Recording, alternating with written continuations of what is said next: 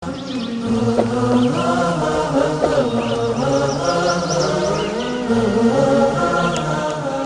آیات قرآن اطلاعاتی درباره مسائل علمی و اخباری درباره آینده و حقایقی که کسی در آن آگاهی نداشته بیان شده است.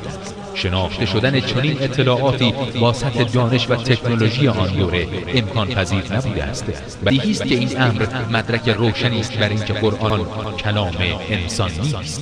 قرآن کلام خداوند قادر است که آفریننده همه چیز و همه کس است و علم او تمام آفرینش را در بر می‌گیرد.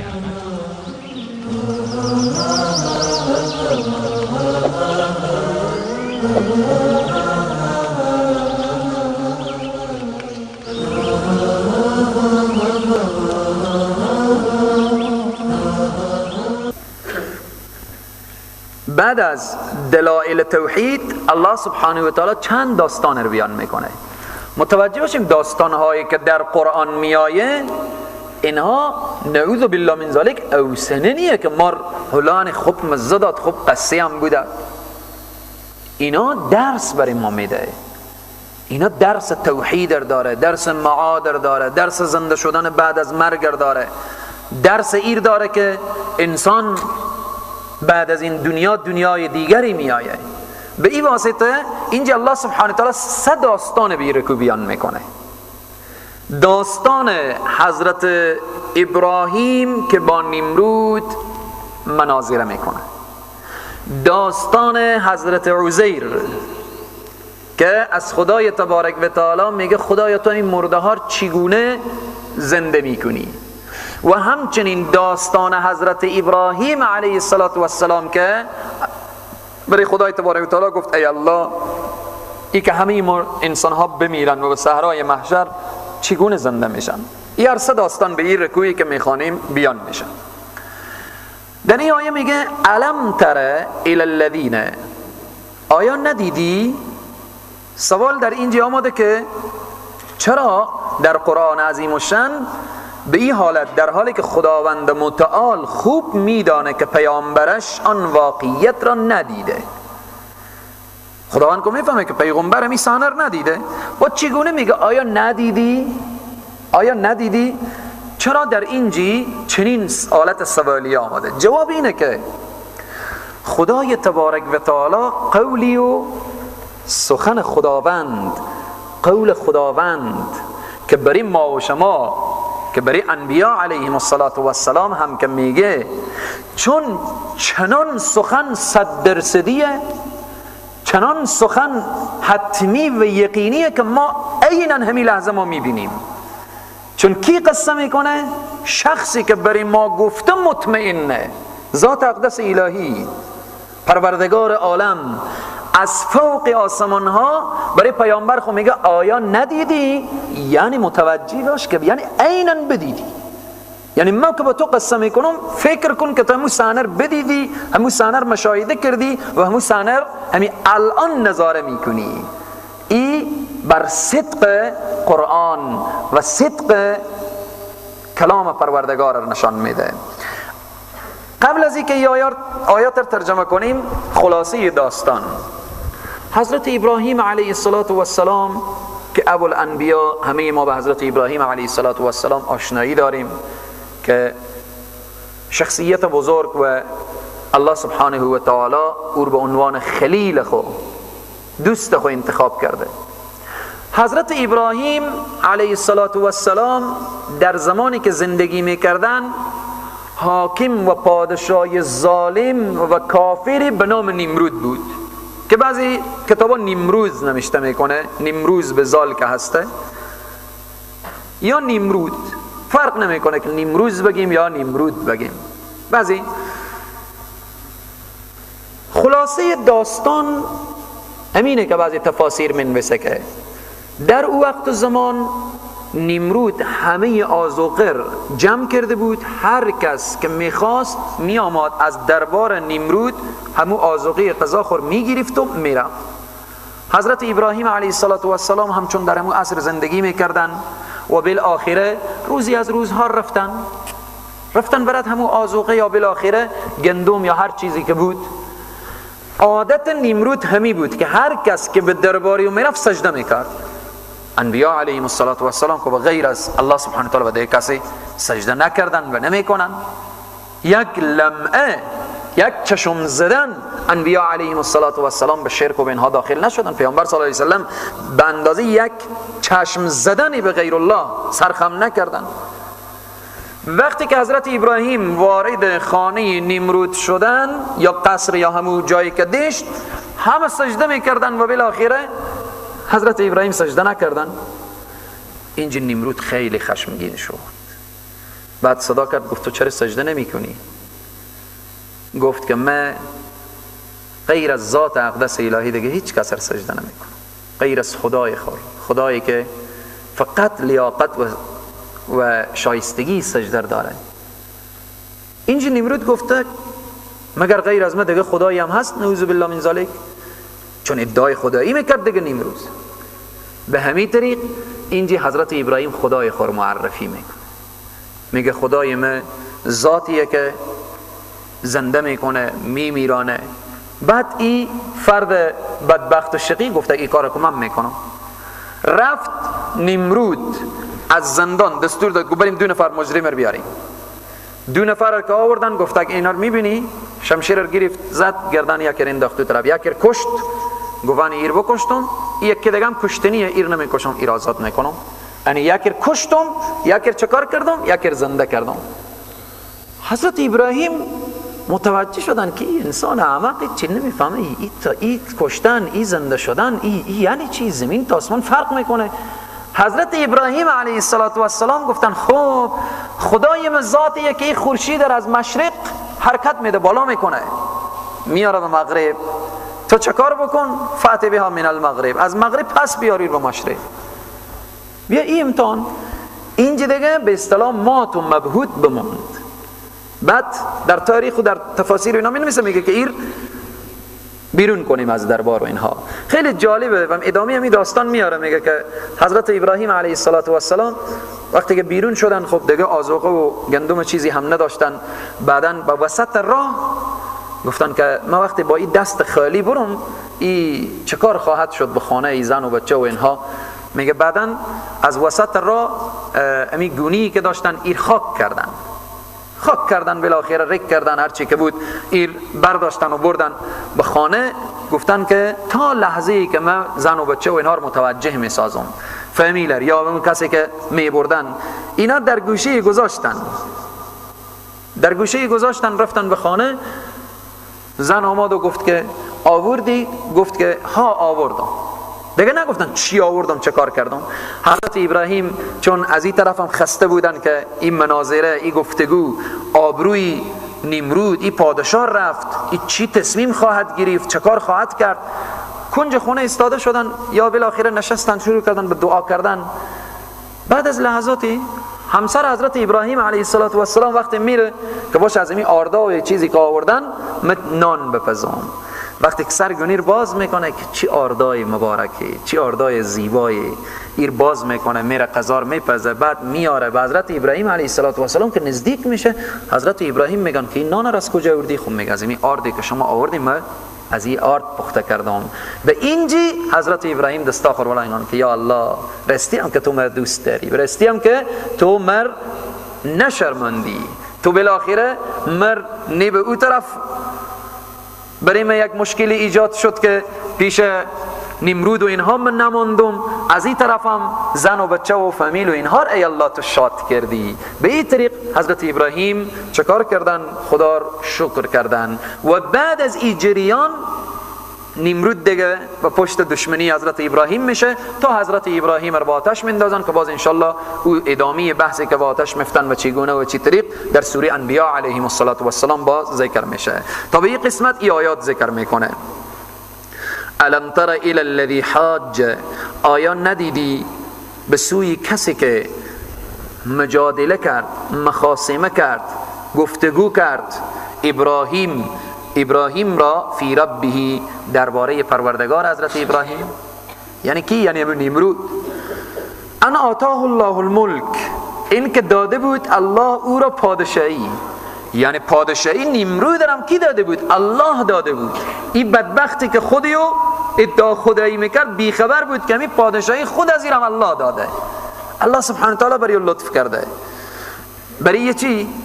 برای کفار و اینها که خدای تبارک و تعالی قدرت میده، شان میده، شوکت میده از یک جهت که اینها نعمت الله رو ببینن، بیان الله رو بشناسن. از اینکه الله رو نمیشناسن خداوند بیشتر باز برای اینا میده که طغیان و سرکشی از اینا بیشتر بشه تا عذاب در آخرت برای از اینا سنگینتر و سنگینتر واقع بشه. اذ قال ابراهیم، وقتی گفت حضرت ابراهیم علیه السلام ربی الذی، پروردگار من ذاتیه که یحیی و یمیت، زنده میکنه و میمیرانه. قال، این انسان احمق هم گفت انا احیی و امیت، من زنده میکنم و من هم میمیرانم. همه تکر رفت زندان، 2 نفر گرفت و به میتری. قال ابراهیم، حضرت ابراهیم گفت فإن الله یأتی بالشمس من المشرق، همان خدای من ذاتیه که میاره خورشید از طرف مشرق، فأتی بها من المغرب، باز تو از مغرب بیارید به طرف مشرق، بیار به این طرف. فبهت الذی کفر، به اصطلاح ما شما میگیم مات و مبهوت. فبهت الذی، فبهت یعنی حیران شد که دیگه چی بگه، دیگه چکار کنه. اینجی فبهت الذی کفر، حیران بماندی کسی که کافر شده، یعنی نمرود. والله لا یهدی القوم الظالمین، خدا تبارک و تعالی هدایت نمیکنه قوم ظالمه. این واقعا ظالم بود، واقعا انسانی که خدا را نشناسه این واقعا در حق خود ظلم کرده. او کالذی مر علی قریة، آیا ندیدی او کسی که تیر شد و گذشت از کنار قریه.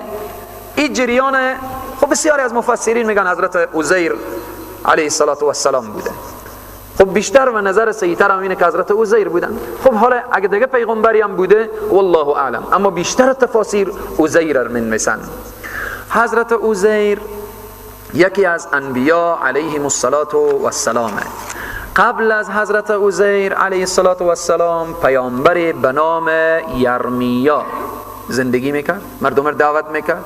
حضرت عزیر در قرآن عظیم الشان در 2 جا بحثی آمده. یک جا نام حضرت عزیر گرفته میشه، یک جا نام گرفته نمیشه و جریان گفته میشه. جایی هم که نام گفته شده فقط همین قدر گفته شده که وقالت الیهود عزیر ابن الله، یهود گفتن عزیر بچه خدایه. حضرت عزیر از کنار یک قریه تیر می شدن. قریه چی بوده؟ مفسرین می فرمایند که شهر بیت المقدس بوده.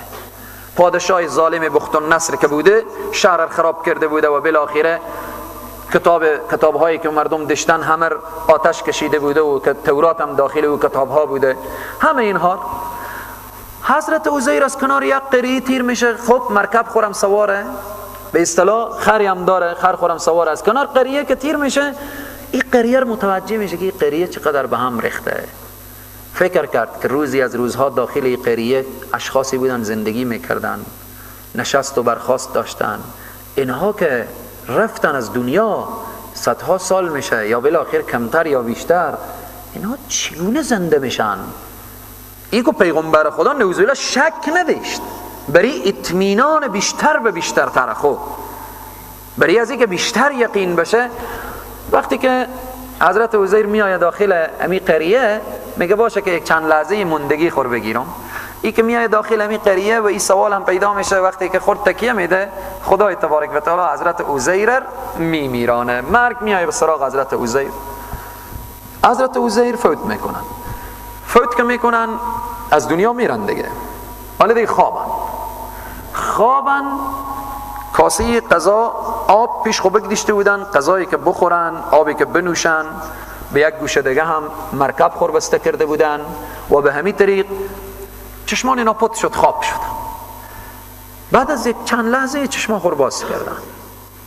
چشمان خور که باز کردن مفسرین میفرمایند میگن که اول روز بود که حضرت عزیر خور تکیه کرده بود. حالی که چشمان خور باز کرد نزدیک غروب بود.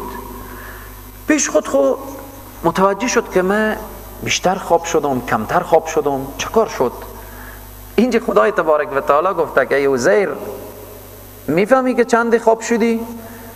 گفته که یا الله شاید یک روز یا کمتر از یک روز، یعنی شاید دیروز من خواب شده باشم، شاید هم امروز صبح خواب شده باشم حال دیگر شده. خدای تبارک و تعالی گفت عزیر جان 100 ساله که خوابی، 100 سال الله سبحانه و تعالی عزیر خواب کرده بود. مثل که جریان اصحاب کفر در سوره اصحاب کفر انشالله میخوانیم. اینجا الله سبحانه و تعالی به حضرت عزیر میگه نگاه کن به طعام خود، نگاه کن به نوشیدنی آبی که بود، همین غذایی که حضرت عزیر میخواستن بخورن به همون حالت خود 30 سالی غذا خراب نشده، آب تاریخی تیر نشده، اما الله میگه یک نگاه دیگه هم بکن به مرکب، استخوان‌ها ازی بپوسیده، تمام استخوان‌ها ازی به هم ریخته. اینجا الله سبحانه و تعالی به حضرت عزیر میگه که نال متوجه باش که این مرکب چگونه زنده میشه. حضرت عزیر نگاه میکنن که یک رن استخوان‌ها بیامد، استخوان‌های پوسیده بیامد سر هم، گوشت آمد به جان از اینا، مرکب استاده شد، نفس نمیده شد، خر به اصطلاح شروع کرد به یک الرس و بالاخره اینها آواز کشید. خدای تبارک و تعالی قدرت خور به حضرت عزیر نشان داد. این آیه امیر بیان میکنه. پیشتر گفتیم که اینا درسه. قبلا بحث مناظره حضرت ابراهیم و بحث با نمرود این جریان توحید بود. کار خدا رو هیچ کس کرده نمیتونه، هیچ کس. این بحث دیگه که میایه از حضرت عزیر و از حضرت ابراهیم، این بحث معاده، یعنی ای انسان متوجه باش که خدا تو رو زنده میکنه، بعد از 1000 سالم که بگذره خدا تو رو زنده میکنه، بعد از میلیون ها و میلیارد ها سالم که بگذره الله سبحانه و تعالی قدرتی و قدرت کامله خدا تو رو زنده میکنه. این آیه همین اشاره میکنه. او کالذی مر، آیا ندیدی تو کالذی، کسی یا شخصی که مر تیر شد علی قریه، بر یک قریه و هی خاویه علی عروشها، که همون قریه چکار بود؟ خاویه، افتاده بود، ویران شده بود، علی عروشها، بر چی؟ سقفای خانه، همه به هم ریخته بود. قال گفت انا یحیی هذه الله بعد موتها، گفت چگونه زنده میکنه الله سبحانه و تعالی. پیش خود تو فکر کرد، گفت الله سبحانه و تعالی چگونه زنده میکنه بعد موت، یا بعد از اینکه اینا همه مردن و رفتن. فاماته الله، الله سبحانه و تعالی اور کشت، اور چکار کرد؟ فوت بیامد، مرگ بیامد به سراغ ازی. فاماته الله، پس میرانیدش، یعنی او را کشت الله سبحانه و تعالی 100 عام، 100 سال. ثم بعثه، بعد از اون او زنده کرد، او برانگیخت. خب قال گفت الله سبحانه و تعالی گفت کم لبست ای عزیر، چندیه که تو خوابی و درنگ کردی به اینجی؟ قال گفت لبست یوما او بعد یوم، یک روز یا کمتر از یک روز، بعد یوم یعنی کمتر از یک روز، یک روزه که من خوابم یا کمتر از یک روز. قال گفت بل لبست 100 عام، بلکه چکاره درنگ کردی تو، یعنی خواب شدی 100 عام، 100 سال. فانظر الی طعامک، نظر کن به سوی طعام خود، و شرابک، به سوی نوشیدنی خود، لم یتسنه، نگاه کن که تاریخ تیر نشده. حفظ پروردگار عالم چنینه، لم یتسنه، متغیر نشده، تغییر پیدا نکرده. خیلی عجیبه، خیلی عجیبه.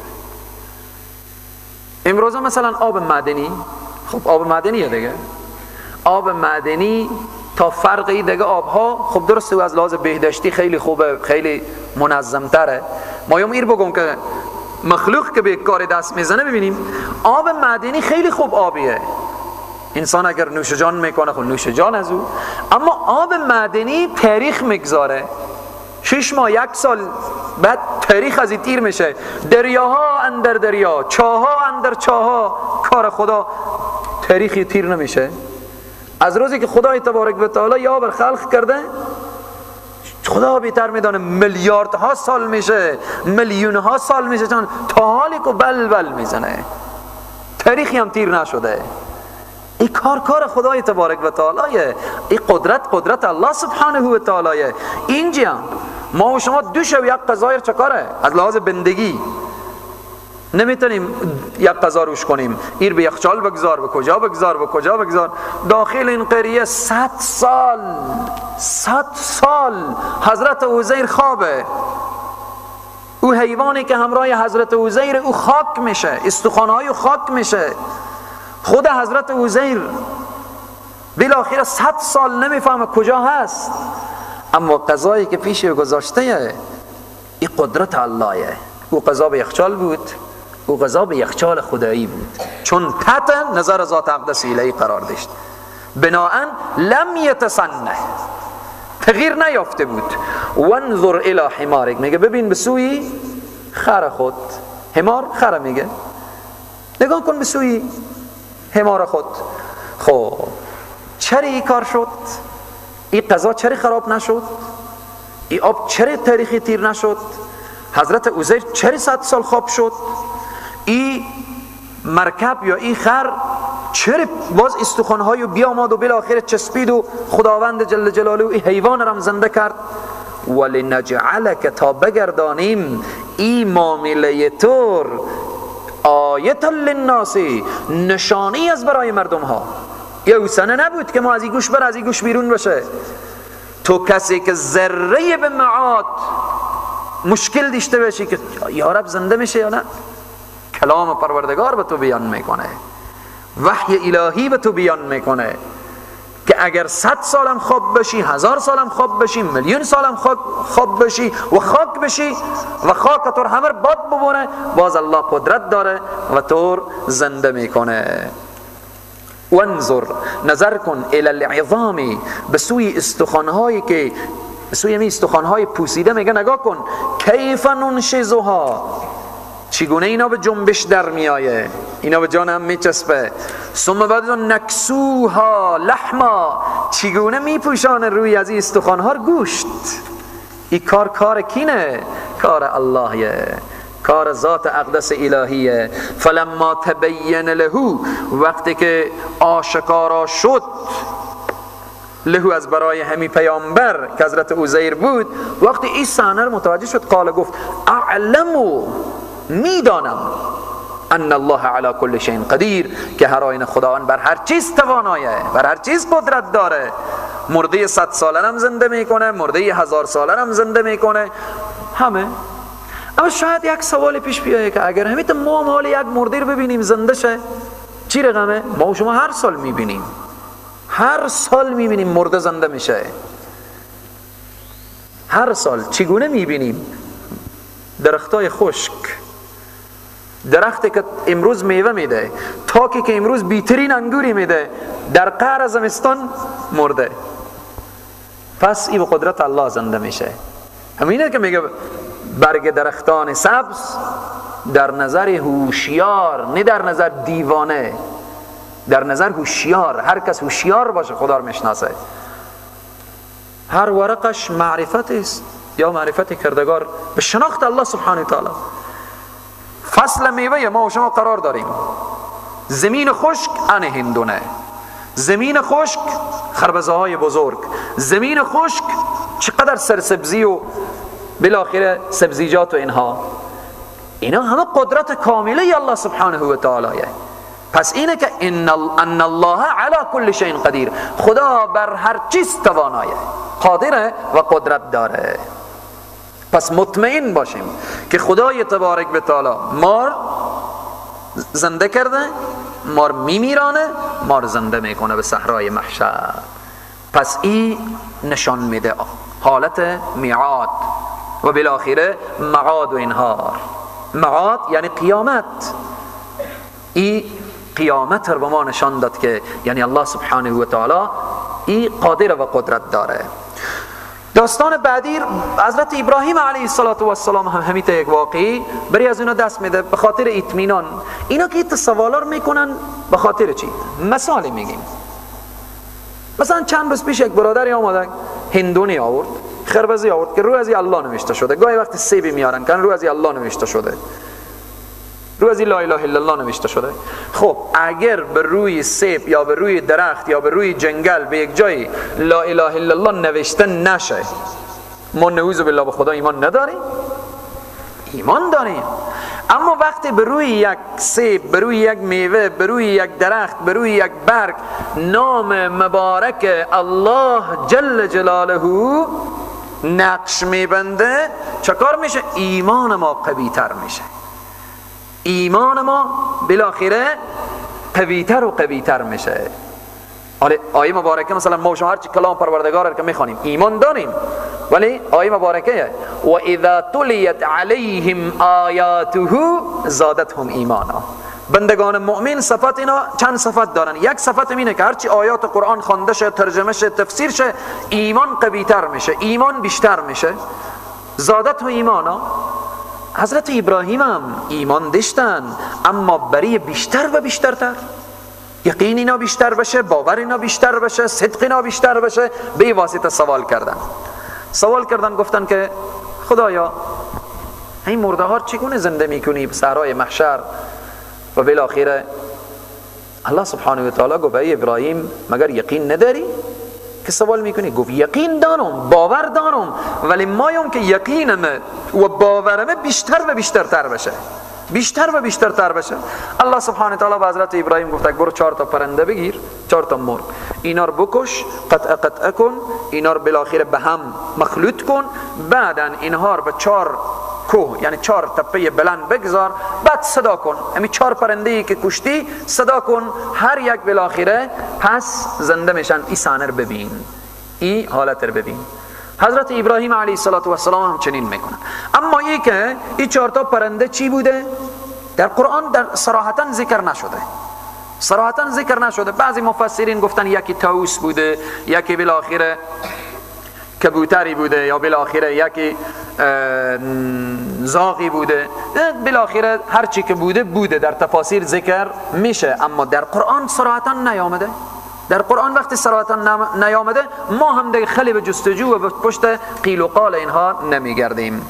و اذ قال ابراهیم، یاد کن هنگامی که گفت ابراهیم علیه السلام ربی، پروردگار من، ارینی، نشان بده برای من، کیف تحیی الموتا، چگونه زنده میکنی مردگان را؟ قال اولم تؤمن، آیا ایمان نداری؟ ایمان یعنی چی؟ یعنی یقین نداری، باور نداری؟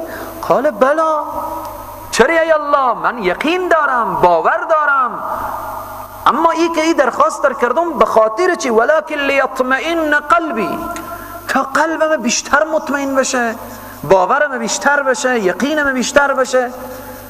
الله سبحانه وتعالی گفت که حالا دیگه که ایتنه، قال گفت فخذ 4 من الطیر، پس بگیر 4 تا از پرنده ها، 4 تا از این مرغان رو بگیر. فصرهن، اینا رو قطع کن، اینا رو یعنی بالاخره با هم گت کن، اینا رو کفته کن به اصطلاح. بعد از او الیکه، اینا رو همه رو پیش خود اینا رو قطع کن. ثم بعد از آن اجعل، بگردان، علی کل جبل، هر جزء به سر یک کوه، منهن، از ایشان، جزءا، یک پاره، یک جزء، اینا رو بگردان. ثم بعد از آن ادعوهن، چه کار بکن؟ صدا بکن، طلب بکن، اینا رو بخوا. یأتین، که میآین به نزد تو، یا اینا سعی کننده، شتابان میآین. حضرت ابراهیم علیه السلام همیته کردن، پرنده ها رو گرفتن، کشتن، به 4 جا گذاشتن، بعد صدا کردن. مثلا به تعبیر همون مفسرین صدا کردن طاووس بیا، و به همین طریق صدا کردن که مرغ دگی که بود بیا، کبوتر بیا. خلاصه یک گوشتا از جان ازیم کنده میشد، از جان ازیم میامد، پس همون گوشت هر کدام چه کار میشد؟ پس همون اجزا میامد، همه جمع میشد، پرنده ساخته میشد، روح میگرفت، میامد 3 سال پیش حضرت ابراهیم علیه السلام استاده میشد. این قدرت پروردگار عالم. وعلم، بدان، ان الله عزیز حکیم، خدای تبارک و تعالی غالب و چیه؟ و با حکمت. غالب و با حکمت. خدای تبارک و تعالی قادر، قدرت داره، خلاصه بر هر چیز خدا غالبه. هیچ وقت خداوند مغلوب نمیشه، غالبه.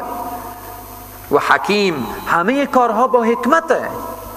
خدای تبارک و تعالی به آیات به ما نشان داد که ای انسان ها، تا به روز قیامت هر کس منکر معاد و زنده شدن بعد از مرگ میشه، بیا یه آیات رو مطالعه کنه، بیا یه آیات رو خلاصه بخونه و ببینه. این آیات برای ما درس توحید و درس معاد، یعنی قیامت، زنده شدن بعد از مرگ بیان کرد. چون اصول دین هم گفتیم که سه چیزه: توحید، معاد، نبوت. این بحث اصولی بود. الله سبحانه تعالی میگه که باشه از فروعات هم صحبت کنیم، بحث انفاق بیایه، باز نفقه بیایه. باز الله سبحانه تعالی متوجه میسازه که اگر جهاد کسی میکنه، جهاد جانی، متوجه باشه که جهاد مالی هم است. اینقدر انفاق میبینیم اول ذکر شد و انفقوا مما رزقناکم، پیشتر اشاره شد که شما انفاق کنیم. اگر کسی انفاق نکنه در راه الله سبحانه تعالی در حقیقت خود به هلاکت میندازه. آیه جلوتر گفت من ذا الذی یقرض الله قرضا حسنا. اینجا باز انال بحث انفاق رو میاره به این واسطه که اگر در عرصه اقتصاد اگر آنهایی که توان و قوت مالی دارن در تقویه دین کمک نکنن، کارهای دین خیلی بالاخره پیش نمیره، کارها خیلی پس میمانه. خیلی مهمه سرمایه، اقتصاد، نمیگن ستون، فقرات، هر مسئله چیه؟ بحث اقتصاده. اگر دارالعلوم روی اقتصاد میچرخه، اگر مجاهد جهاد میکنه روی اقتصاد میچرخه، اگر کتاب چاپ میشه و تصنیف میشه بر اقتصاد میچرخه، اگر قرآن ها عظیم الشأن و تفاسیری که ما میبینیم و میخوانیم و مطالعه میکنیم اقتصاد نباشه اینا چاپ نمیشه. اگر پوهنتون، اگر مکاتب، اگر تمام مرکزهای تربیتی و تعلیمی متوجه شیم، همه بر اقتصاد میچرخه. به این واسطه الله سبحانه تعالی در این عرصه هر لحظه بندگان خود متوجه میکنه که ای انسان ها، نعمت سرمایه مدادم، ولی شما در راه من مصرف کنیم، در راه من بالاخره کار کنیم. سبب نزول این آیه مبارکه در جیش العسره یا غزوه تبوک، بسیار غزوه سختی بود، غزوه بسیار دشوار که جیش العسره میگن، یعنی بسیار روز سخت یا لشکر سخت، جنگی که بسیار سخت بود. اینجا پیامبر اکرم صلی الله علیه وسلم از صحابه درخواست کمک کردن که هر کس بیایه کمکی و بالاخره در راه دین و در راه تقویه این غزوه بده. هر کدام، یکی نصف سرمایه را آورد، یکی بالاخره تمام سرمایه خود آورد. سبب نزول این آیه مبارکه بعضی از مفسرین بیان کردن که این به کمک مخلصانه حضرت عثمان ابن عفان رضی الله عنه این آیه نازل میشه. حضرت عثمان در این غزوه 1000 شتر، چقدر سرمایه، 1000 شتر با وسائلی که به شتر بکاره حضرت عثمان تقدیم پیامبر صلی الله علیه و سلم میکنن. در یک روایت دیگه میاره میگه حضرت عثمان 1000 دینار بر دمن گرفته بودن و آوردن. رسول الله صلی الله علیه و سلم در مسجد نشسته بودن، آوردن بر دمن پیامبر صلی الله علیه و سلم خالی کردن. وقتی که رسول الله صلی الله علیه و سلم این دینارا رو دیدن، 1000 دینار، از این مشت به این مشت میریختن، میگفتن ما ضر عثمان، از این به بعد دیگه عثمان ضررناک نمیشه. و تا حتی یکی از صحابه روایت میکنه، میگه رسول الله صلی الله علیه و سلم دیدم که دستاخور بلند کرده بودن، میگفتن ای الله من از عثمان راضیم، تو راضی باش. اینقدر در این جیش العسره یا جنگ و یا غزوه تبوک حضرت عثمان سهم گرفتن و کمک کردن در راه الله سبحانه و تعالی. این آیه به اونجا نازل میشه که کسی در راه الله سبحانه و تعالی 1 روپیه میده، 1 درهم میده، 1 دینار میده، خلاصه 1 حبه هم که کمک کنه، الله سبحانه و تعالی باز چقدر میده.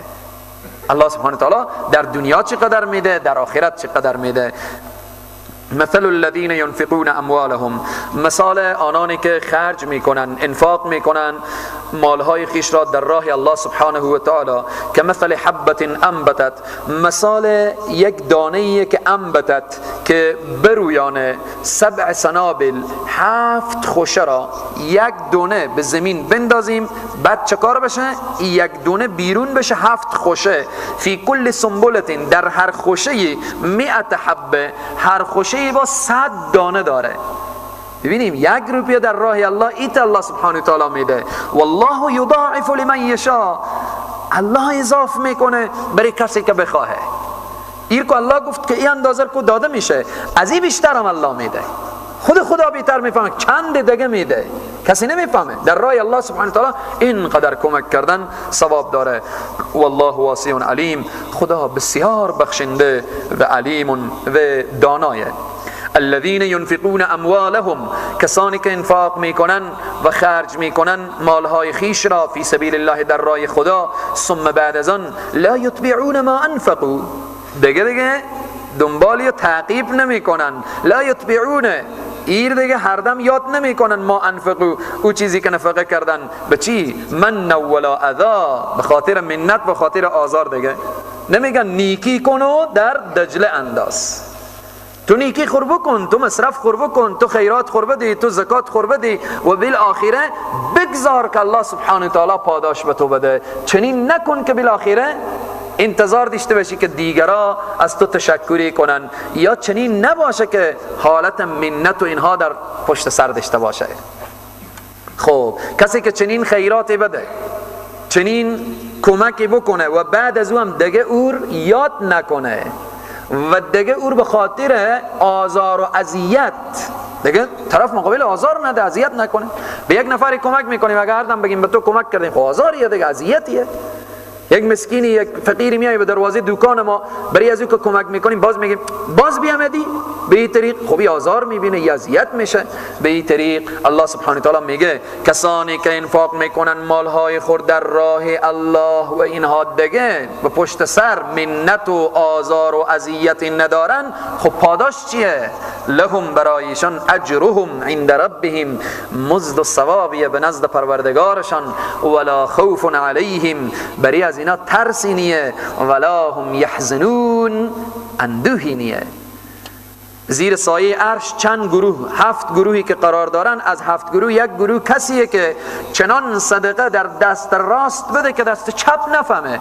هدف این نیه که دمی که صدقه میدیم دست چپ بخور قایم کنیم، هدف اینه که او صدقی که میدیم او دیگه منت پشت سر نداشته باشه، او رنج نداشته باشه، او هر دم یادآوری نباشه و بالاخره هر دم گفتگویی نباشه که او طرف بشرمه. اگر کسی چنین صدقه بده، الله سبحانه و تعالی برای از این مزد و ثواب بسیار میده و در روز قیامت هیچ ترس و غم و اندوی هم نداره.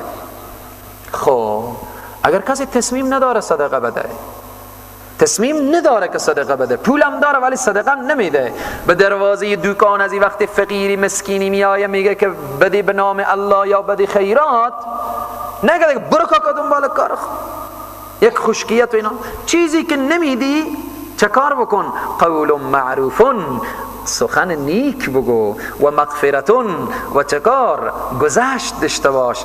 این گذشت و این سخن نیک خیر من صدقتین، این خیلی بیترتر از اون صدقیه که یتبع و عزا، بعد از خود صدقه اذیت داشته باشه. بگیر کاکای دری پر برو دیگه طور نبینم، از این بری بگو کاکا جان فعلا به دسترس چیزی نیه، کاکا جان من دیگه خیرات نمیدم، کاکا جان فعلا ندارم، کاکا جان به می طریق. هر کس که هست با لطف خوش، با لطف پسندیده و اینها. قول معروفون، سخن معروف، بعضی میگن سخن سنجیده، سخن شرعی. خب اما بعضی مفسرین گفتن سخنی که عرفه. به می وقت و زمان چی عرفه؟ چی عرفه؟ به کدام الفاظ عرفه، بالاخره کاری بکنیم که سائل و فقیر نرنجه. و اما السائل فلا تنهر، سائل از پیش خو بیت نران، دور نکن. پس میتونی صدقه بدی، نمیتونی سخن نیک بگو. این بهترتره. خیر من صدقه، بهتر است از او صدقه که یتبع و عزا، پشت سر خو اذیت داشته باشه. والله غنی حلیم. خب تو کسی که حال پول داری، 4 روز دنیا سرمایه به دستتونه، فقیر میرنجانی، متوجه باش که الله غنیه. این سرمایه الله به تو داده، فردا میتونه به ایم بده، میتونه از تو بگیره بده بری از این. متوجه باش. خب حلیم، الله ذاتیه که بردباره. امروز دل میشکنی، امروز فلانی رو اذیت میکنی، آزار میدی، اما اینم خوب مطمئنی، خب هیچ کارم نشدی دیگه. خدا حلیمه، بردباره، تحمل داره. باز چه کار میکنی به صحرای محشر اگر توبه نکنی؟ به این واسطه این 2 صفت از صفات پروردگار که خدا غنیه، والله خدا غنیه بی‌نیازه، و دیگه چی؟ حلیم، بردباره. یا ایها الذین آمنو، ای مسلمان ها، لا تبطلوا صدقاتکم، شما ضایع نکنید، باطل نکنید صدقات یعنی خیرات خیش را. به چی؟ بالمن والأذی، به منت گذاشتن و آزار دادن.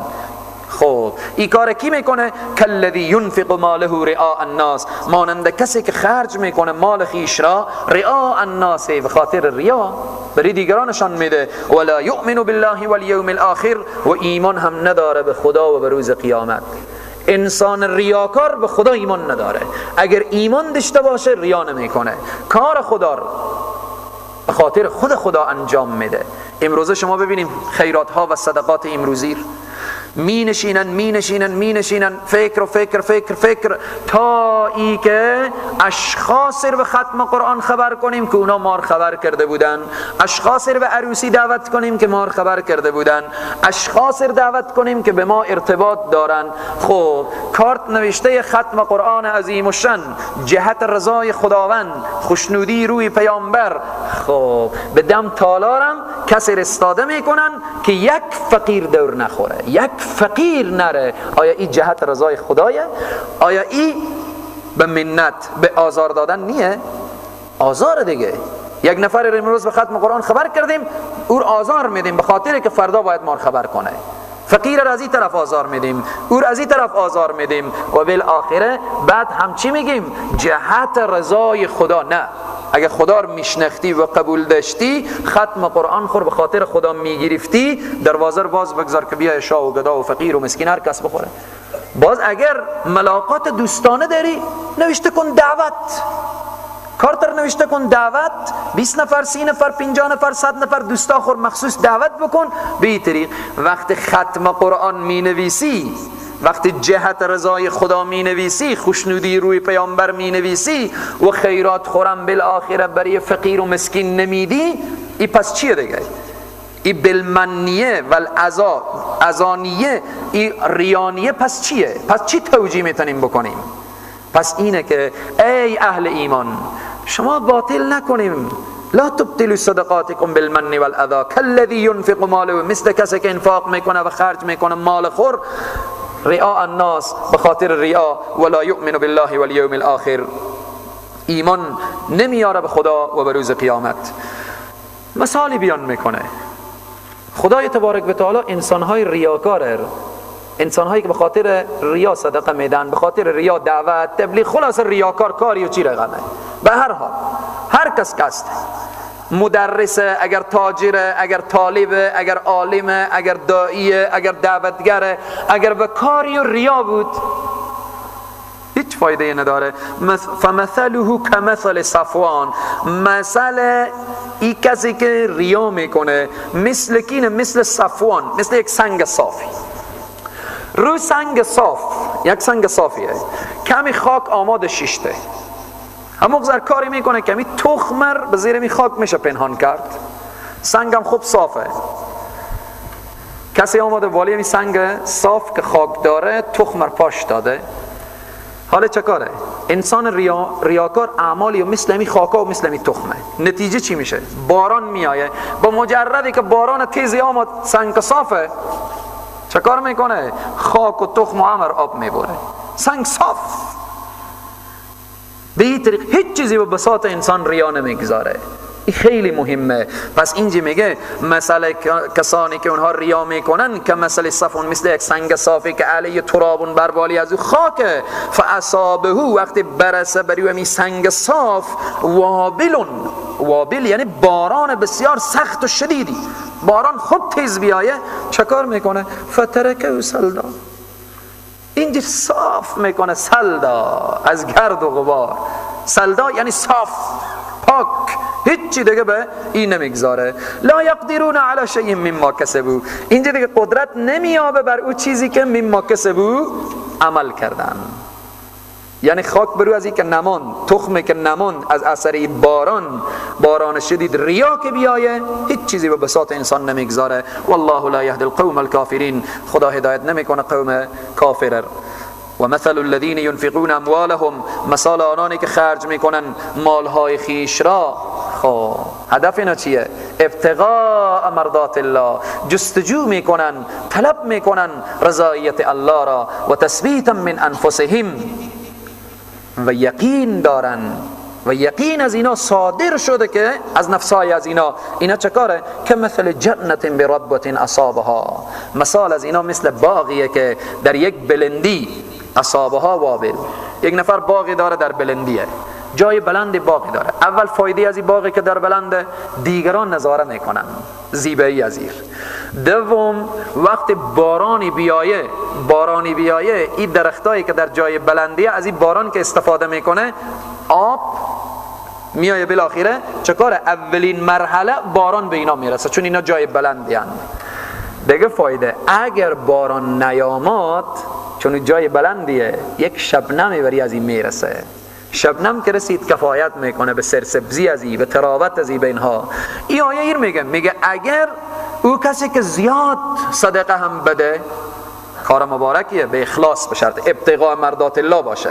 یک کسی که اندکی ولو به شق تمر، نصف دانه خرما هم که در راه الله سبحانه تعالی بده، مثل که اون شبنم خیلی کمه، به باغ فایده میکنه، مثل که باران زیاد به باغ فایده میکنه، چون باغ زمین آماده سرسبزی، نالهای مثمر و بالاخره اینهای فایده میکنه. به هر حال صدقه‌ای که چی کم باشه چی اضاف، وقتی که ابتغاء مرضات الله باشه، رضایت الله را کسی طلب کنه، برای از او چه کاره؟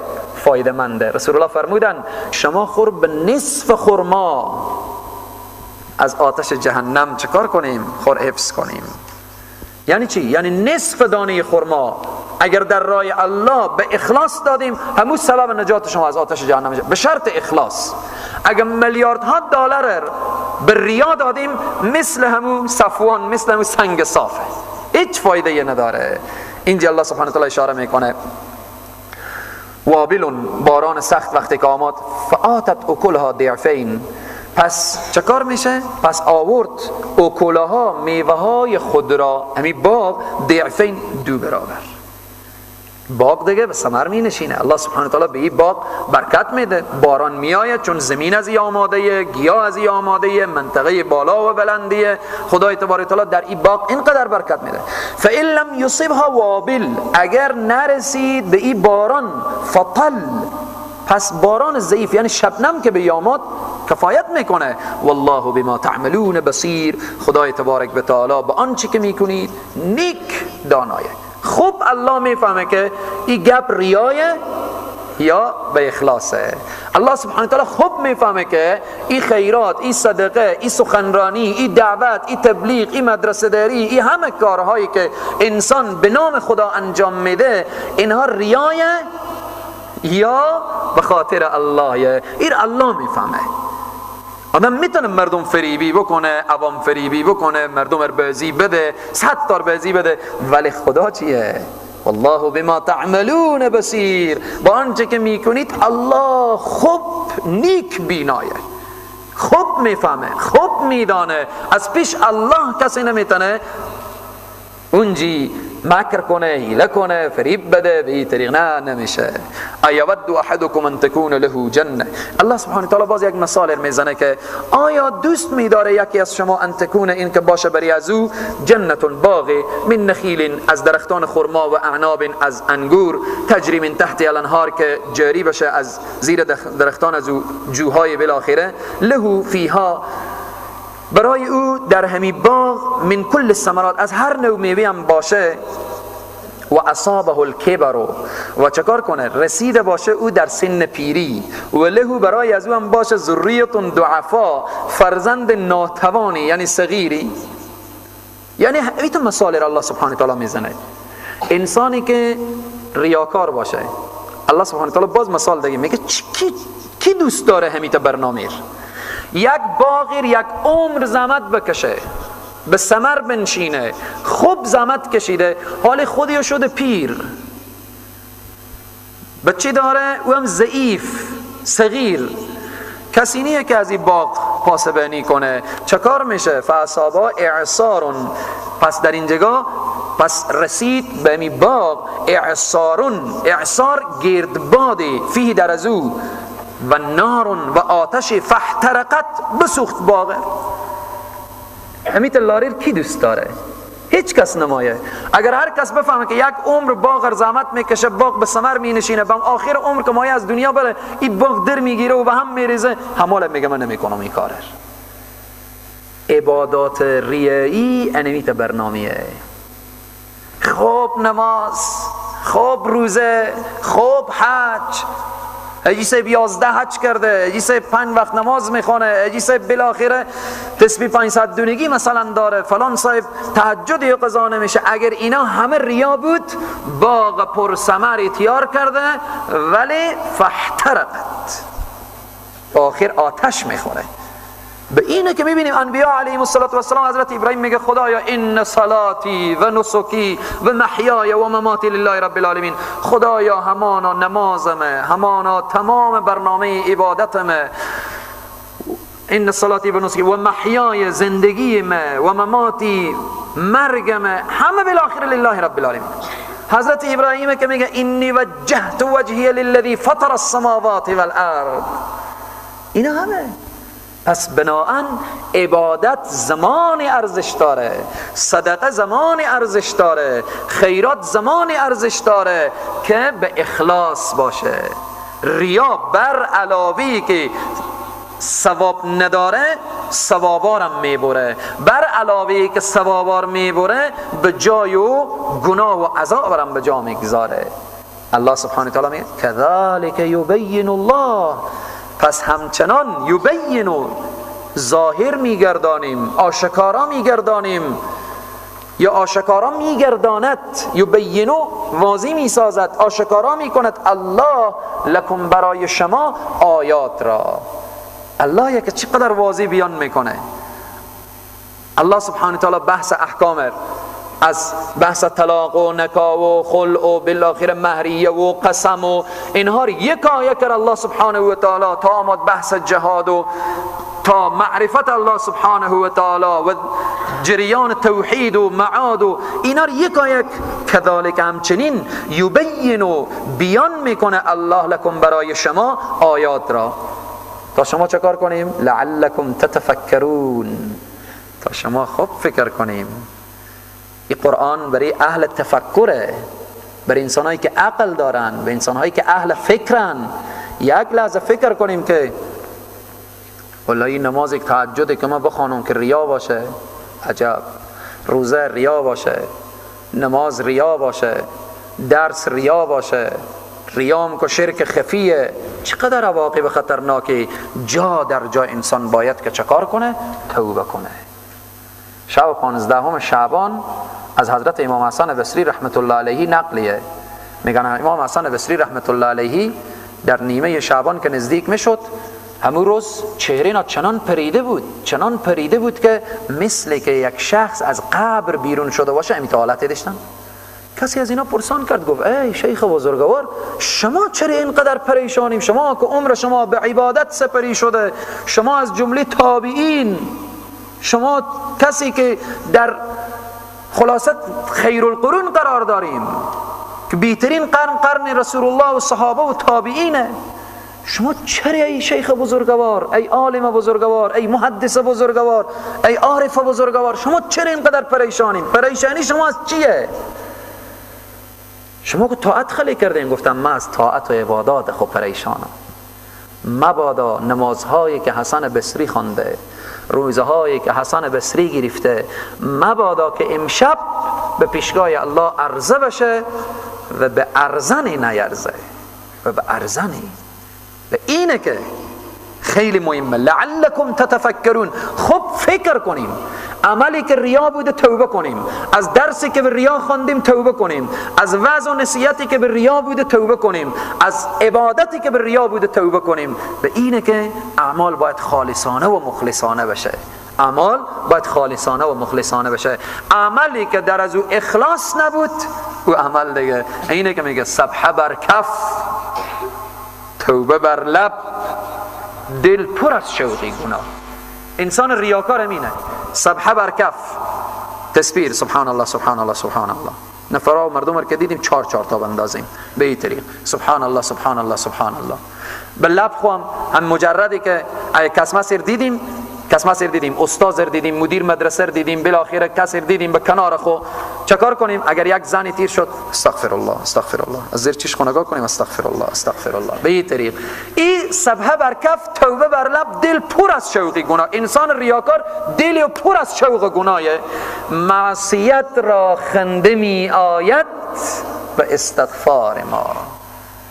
پس بناهن این آیاتی که امروز خواندیم، انسان ریاکار صفوان مثل سنگ صاف، باران که بیایه همر که ببره اعمال صالحی انسان رم ریا مثل که آتش بیایه باغر بسوزانه، اعمال صالحی انسان رم ریا می سوزانه. شرک چقدر سخته. ان الله لا یغفر ان یشرک به و یغفر. خدا هر گناهی که بخواه میبخشه، اما شرک رو گفته نمیبخشم. ریا شرکه، شرک خفیه. شرک جلی همونه که بت سجده کنیم، شرک خفی همینه که ریا کنیم. عبادت خاصه خدای میدیم به دیگر کس. به این طریق الله سبحانه و تعالی به برکت قرآن عظیم شان همه ما و شما عامل به قرآن بگردانه، مخلص به دین بگردانه، ریا و عجب و سمعر از تمام زندگی ما دور بسازه. خدایا پروردگارا تا به این لحظه اگر اعمال ما ریا بوده، عجب بوده، سمعه بوده، خدایا ما نمیدانستیم، توبه کردیم، خدایا ما را ببخش و ما را عفو کن. خدایا پروردگارا مریضانی که طلب دعا نمودن، یا الله شفای عاجل و کامل عنایت بفرما. خدایا پروردگارا اونهایی که روی بستر افتاده اند، خدایا پروردگارا از اطبای ظاهری ناامید شدن، پروردگارا درگاه تو درگاه نومیدی نیست، خدایا شفای عاجل و کامل عنایت بفرما. خدایا پروردگارا زندگی ما را زندگی قرآنی بگردان، جامعه ما را جامعه قرآنی بگردان، خانواده ما را خانواده قرآنی بگردان. خدایا پروردگارا همه امت اسلامی، همه ما را عامل به قرآن و عامل به سنت نبی اکرم صلی الله علیه و سلم بگردان. خدایا پروردگارا به برکت این جمعی که به خاطر قرآن جمع شدن، خدایا پروردگارا آن عزیزانی که ذوق و شوق این جلسه قرآن را داشتن و نتوانستن نظر به مشکلاتی بیاین، خدایا این ثواب نصیب از او عزیزان هم بگردان. خدایا پروردگارا بر طلاب عزیز دارالعلوم عالی انصار علم و عمل و اخلاص عنایت بفرما. پروردگارا علم و عمل و اخلاص عنایت بفرما. خدایا پروردگارا ذوق و شوق دین عنایت بفرما. پروردگارا همه محبت های شیطانی از قلب ما بیرون بگردان و به جایش مهر و محبت خود و حبیب خود را جایگزین بگردان. و صلی الله تعالی و سلم علی خیر خلقه محمد و علی آله و اصحابه اجمعین. یا حی یا قیوم یا ذا الجلال والاکرام برحمتک یا ارحم الراحمین. صلوات ختم بفرمایید.